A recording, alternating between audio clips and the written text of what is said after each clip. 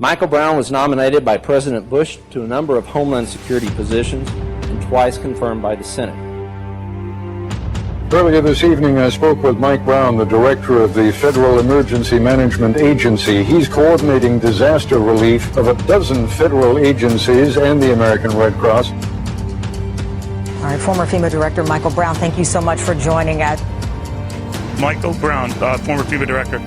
Thank you, Michael, as always. This portion of the Michael Brown Show on BCR is brought to you by Fire TKO FST, the highly effective, non-pressurized, portable fire suppression tool. Go to www.firetkO.com to learn more. And now, the Michael Brown Show on BCR. So welcome to this episode of the Michael Brown Show on BravoCharlieReady.com. I'm kind of excited to talk to this. Can I call you a young man, or is that offensive? I'm still young. It's okay. Yeah, I know. You're still young and I'm still old. So I can rent a car. So it's a positive. I can rent a car, so I'm not that young. Oh, okay. Well, good. Can you drink yet?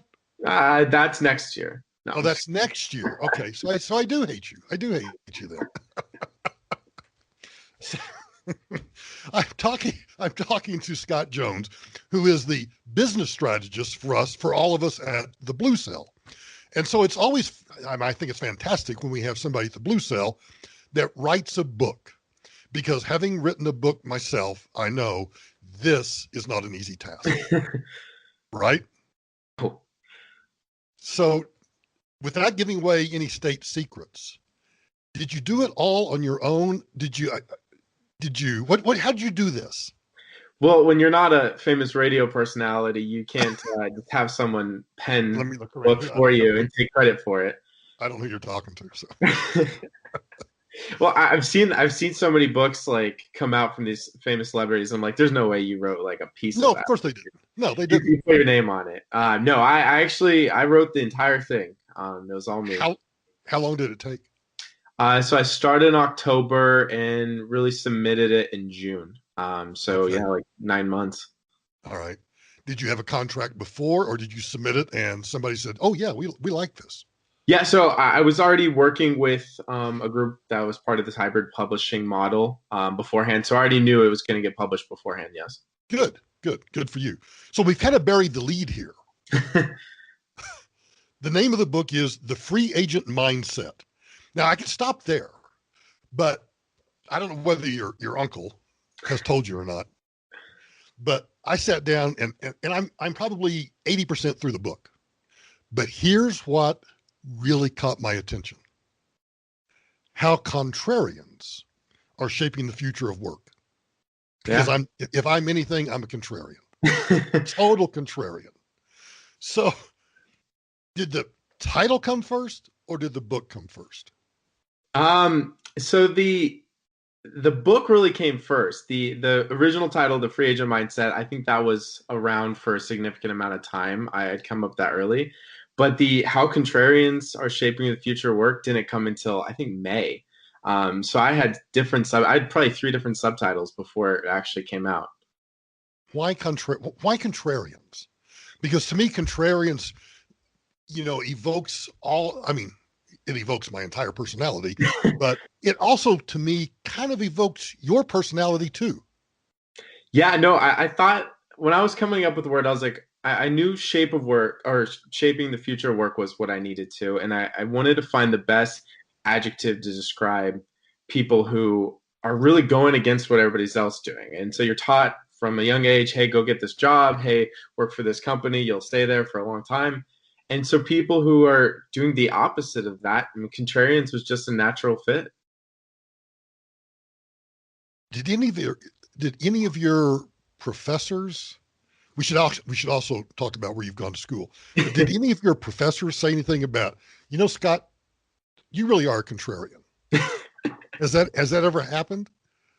I don't think I've been called a contrarian before. Actually, let me correct that. I can see a couple classes in my past where I made sure to I stood out in the class for being different than what everybody else says. And sometimes I'm just there to say something that's the opposite of what everybody else is saying, just to piss them off. This seems to kind of run in the family. Okay, so let's first of all, tell us about your education, because I think that's something that the entire family ought to be proud of. And quite frankly, I'm proud of you for doing it too. Oh, I appreciate that. So I'm an MBA student at Georgetown University. I'll be finished up this spring, which I'm very excited about. So I live out here in Washington, D.C. What a fun place. Yeah, you know very well. And so, no, it was one of my professors at Georgetown who came up with the idea to kind of write or to create this book writing program. And he got publishers to work with him. And so he was a professor that I had at a class over last summer. And he's approached me and said, hey, what do you think of this? I think this would be some of the conversations we had previously. He said, I think this would be something that you'd be really good at.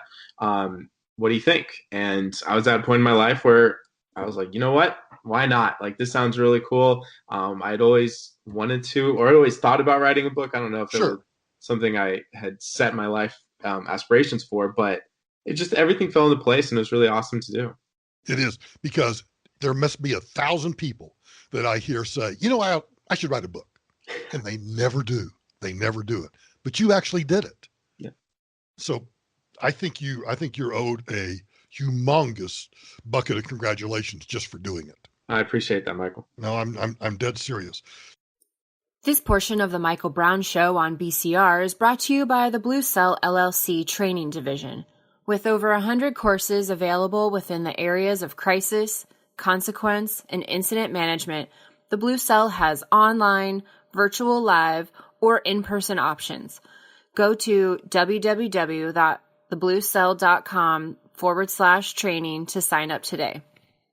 There's a couple of chapters I want to delve into a little bit, but for those that are listening, what are the 3 main takeaways that you want people to know from this book? Yeah, absolutely. So, I mean, the first takeaway is that there is this trend that's part by individuals themselves, but also coming from companies and employers that has either forced or encouraged people to start going out on their own. And so if it's something that catches people off guard a few years down the road, they're going to be in a negative spot. I would say the second thing is that AI is here to come around and stay. Right. And if you're in an area that's susceptible to AI and your position may get lost from it, that's something you need to be thinking about right now. So it's coming within the next few years if it hasn't already. And then finally, that you can do it. And I know it's really scary and it sounds super risky for people to say, you know, I'm going to put all the faith in myself and go out on my own.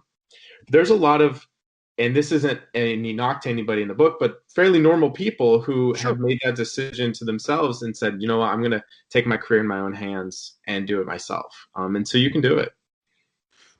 Before I go to one of the chapters, let's focus on that a second, because I forget which chapter it is, but you talk about, you know, you're taking a risk on yourself. You're betting on yourself when you go out and do this. I think you said that in so many words. Yeah. What do you say to people that, and I don't think you have to be an entrepreneur, and I don't think, and correct me if I'm wrong, I don't think you have to be an entrepreneur. I don't think you have to believe that you're going to be the next Steve Jobs or, you know, the next Jeff Bezos or anything else. You can carve out your own little niche somewhere, and whatever your measure of success is, well, that's great for you, but you have to go do it. So when you say people have to bet on themselves and they have to make that leap, in your words, what are you saying to people? Yeah, well, absolutely. And I think you're right. There's a reason we talk about Mark Zuckerberg and Steve Jobs, because that's who they are, one of a kind, right? Like very few people are able to make those type of companies and make them work like that. And so when we talk about just how we want to organize our careers, putting the onus on yourself to just say, you know what, I'm going to be responsible for my paychecks, for making money, and for as much hustle as I want to put into it, or as for much, I guess, laziness as I want to put into it some weeks, I want that to be on me, the responsibility. And I think if there's anything that this pandemic has showed, it's that companies, they say that they have your back and they're looking out for you. But when push comes to shove, they'll let you go. And if you're not ready for it, like, it's going to be a problem for you. So in this pandemic, millions and millions of people who have now become freelancers, whether they were forced to or whether they saw an opportunity to. And for so many people just saying, you know what, I trust myself to make the right decisions, and I don't want my life, my livelihood, my family in the hands of a company that I don't trust right now. And people don't trust companies the way they used to. And even rightly so. I mean, I don't know of anybody. I think my dad was the last one that started out a business that he started with 3 guys in high school. And that's where he ended up. I mean, he died working on that job. Nobody does that anymore. Yeah, nobody.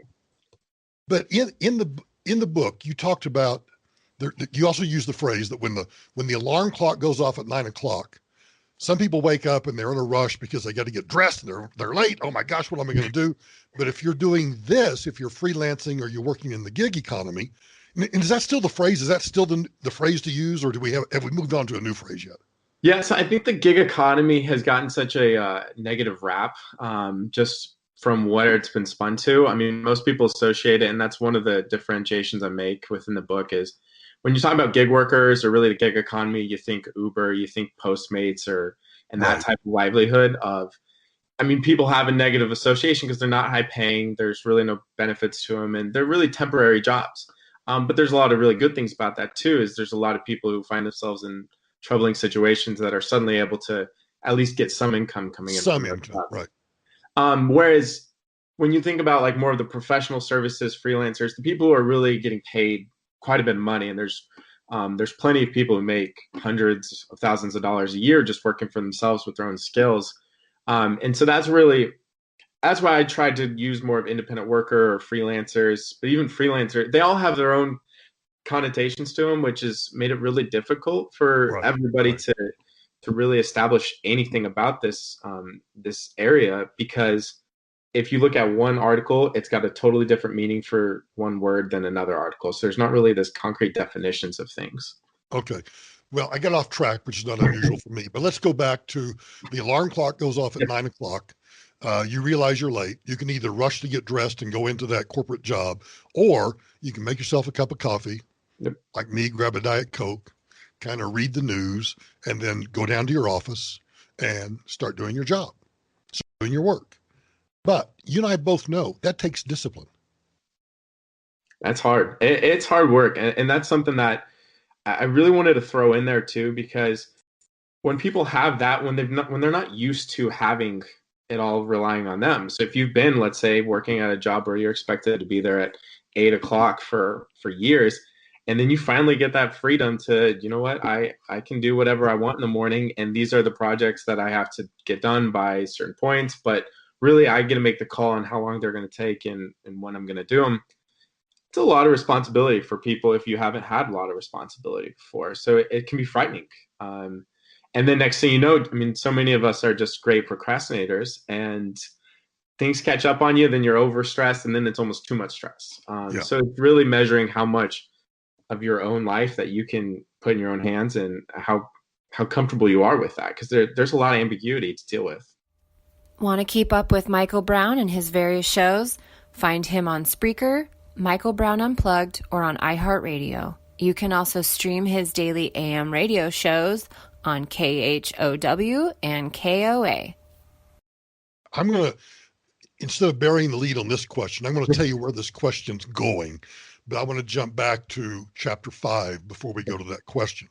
And the question I'm going to ask you after you describe for me chapter 5 is, you talked about, corporations that are, because of the pandemic or for other reasons, they figured out that, these 50 jobs are really, we can actually get by without these 50 jobs. Or we can furlough these 50 people and cut their benefits and save some money. But we really need that engineer to do some stuff, but we can hire him back as a contractor or a freelancer or whatever else. Still, the freelancer's still making good pay. He's just not getting the benefits, and the company's saving money, and they're actually probably, in my guess, getting more work done. They're actually getting more stuff done. So I want to ask you about if someone finds themselves in that position, what should they do? But before we get to that question, in chapter 5, you say, I'm sorry, because I had to read this chapter a couple of times. It's a fun chapter. Bring your passion, but don't follow it. Okay, so is that because my passion is always that I wanted to be a first baseman in Major League Baseball, but I'll never do that? Is that what you're talking about, or are you talking about something different? No, it's along those lines. Is so many times you talk about, okay, so when people talk about find your passion, follow your passion, and then that's what's going to be motivating to you. Eventually, that passion for whatever work you're doing runs out, and then it just becomes work again. And so then what you've done is you've made it so you're still working and you've got to do your job, but then now you don't even feel as good about your passion as you used to. I have a lot of friends in the nonprofit space who kind of can agree to that. Is um, you're very passionate about like the project at hand and what the nonprofit's goals are. However, as soon as it comes down to, okay, we got to do the accounting for the month, you're suddenly you're not there. And so what's important is to understand, okay, I know the overlying theme of what I really like doing and what I'm passionate about. However, I know that every element of that is not for me too, and really understand what's the things that you like doing, and then finding a way to match that up with what you're, like I said, what you're passionate about. Is that what steps do you give people? Because again, I know that my passion is baseball and I love baseball, but I'll never be a first baseman, and I get that. But I also kind of know what my passion is. Yeah. And so I've tried to, my career has kind of been focused around what my passion is. And unlike some people that, that I went to law school with that have just practiced law and they've just been on this straight line forever, I've done this zigzag, Yep. always just going from one thing to another. But how do people who've never been on that zigzag, how do they take that first step to say, okay, I'm good at this, I really like this, and I think I can make some money at it? Yeah, so that's the first part of what you just said was the key, is what am I actually good at? And what can I make a career out of? So, I mean, I love talking, right? But am I the most interesting person to make a career out of it? Or I love baseball. Like, can I make a career out of playing baseball anymore? No. And unfortunately, that's a hard realization a lot of people don't realize right away or take a long time to realize. And so really taking a step back and try to get out of your emotions and say objectively, okay, what am I actually good at? And especially when you are deciding to go on your own, like really look at, okay, what skills do I have that are applicable to multiple industries, to applicable to multiple businesses that I can actually make a business out of. Otherwise, if you're just going to be subjective to one type of specific goal with one business in mind, you potentially are going to put yourselves out there just for failure. And so really stepping back, being objective about it is important. So how does that fit in with being a contrarian? Yeah, well, the contrarian whole part about being a contrarian is just the overlying view of that you are one of the 60 million people out of the hundreds of millions of people in the United States who, instead of going to your corporate job every day, have taken the step back and said, you know what, I'm going to put this on myself. And so those are the people who have said, I'm good at these skills. I know that there is a market for these skills and that I can make money and live the life I want to live with what I'm doing, and not have to go show up to my 9-to-5 job every day. So the book is called The Free Agent Mindset, How Contrarians Are Shaping the Future of Work. Let me just put it up here on the screen so everyone can see it. And I assume you know what line you're supposed to use when I say, where can people find the book? Yeah, absolutely. So it's on the NIM store, nimstore.com. You can also find it from the bluecell.com as well. But there's signed copies there. So definitely take advantage of that. You can't get signed copies anywhere else. So, all right, good. And then where else can you get it? You can also get it on Amazon or Barnes & Noble or anywhere wherever else. Books are sold. Yeah, exactly. Wherever books are sold. Any close, anything that you wanted to add that I haven't covered? Well, I think by the way, let me just say before you answer that question, yeah. the way you've written, I read it both for the substance, but as a true confession, I also read it as a lawyer and, a guy that loves English and all of that sort of stuff. You write very well. I mean, it flows easy. And I think the way you've structured the paragraphs and everything, touche. Good for you. Well, I appreciate that. I know started way too many books in my life that I never finished because you get lost in these long paragraphs and long books. And I was hoping not to have something like that. But I just wanted to have a conversation with people. I think that's what I always wanted to when I was writing is, okay, if I was just sitting down talking to somebody, how would this conversation sound like? What would be coming through their mind as I was saying what I'm saying? And so that's really how I wanted to write it. And I had a lot of help with my editors and really nailing down how it was. But yeah, that's just how I like to write. Good. Well, you've done an excellent job.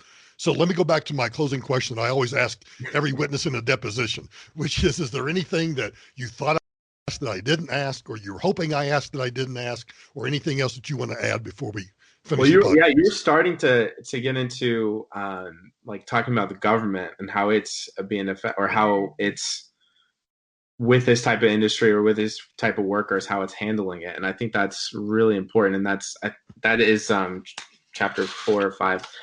They always blended in my head. Right. And with the government, it's amazing how much change could happen over the next 10 years, depending on a few different things of what they end up doing. In California right now, there's laws being enacted really to take aim at Uber and Lyft about gig workers. And if some of those laws are adopted across the country, you could basically throw this book away and say, we're good. Never mind.